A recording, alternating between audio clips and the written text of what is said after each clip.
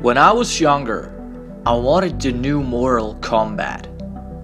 Finally, I've got it, and I was so happy.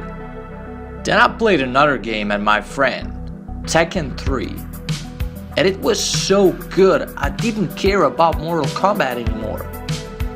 Then I've got that one too.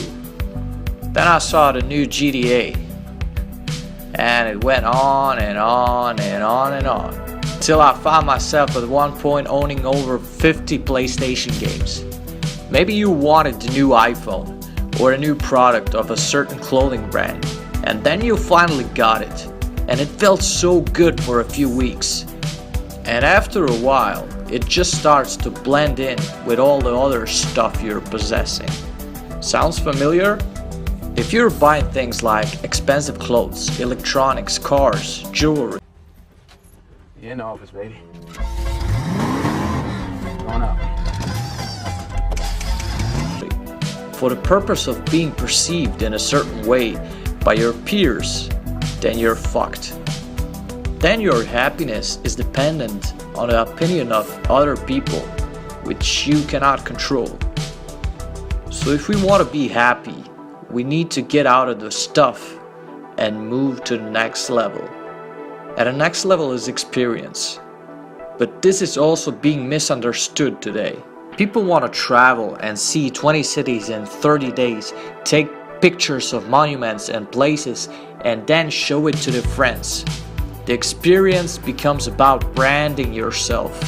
Experience can be amazing, but if you're focused on the experience just because of the Instagram photo, you're missing big time. So what is happiness? Why should we possess it? Happiness is not a worthy goal, just like suffering or pain if being consistent. You won't be forever in pain or happy or sad. And that's the beauty of life. Something that's consistent for a long period of time can't be recognized by our conscious and would lose meaning. We're wired to never be satisfied. Even when happiness happens to us, we end up in a scarce position of losing it and thinking how long will it last till we get back to our derp state. So is happiness being happy? Is that how we judge it? If taking drugs gives you happy feelings and satisfaction, then should we pursue them? Bernt Peterson said, to the people who tell you that the purpose of life is to be happy, they're idiots. The thing is, we don't even have a concept of what actual happiness is.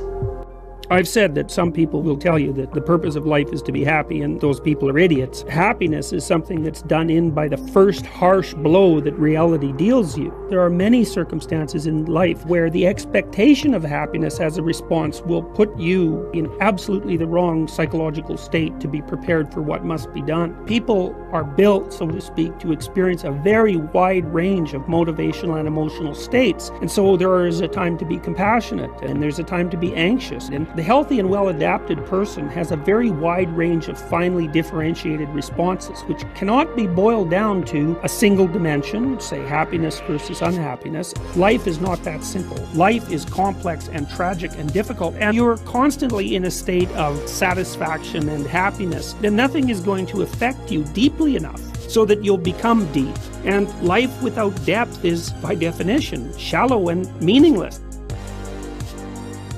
Nietzsche quoted once, "How little you know about human happiness, you comfortable people. The secret of a fulfilled life is living dangerously. What doesn't kill us makes us stronger." I bet you heard that one. It's also a Nietzsche quote. Suffering and failure should be welcomed by anyone who is seeking happiness. We should regard them as tough challenges to overcome.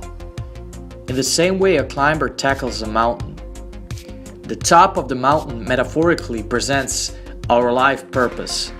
The climb represents the pain, suffering, and failures we come across on our way to reach the top. Ultimately, it is those sufferings and the hard failures that make the top of the mountain meaningful.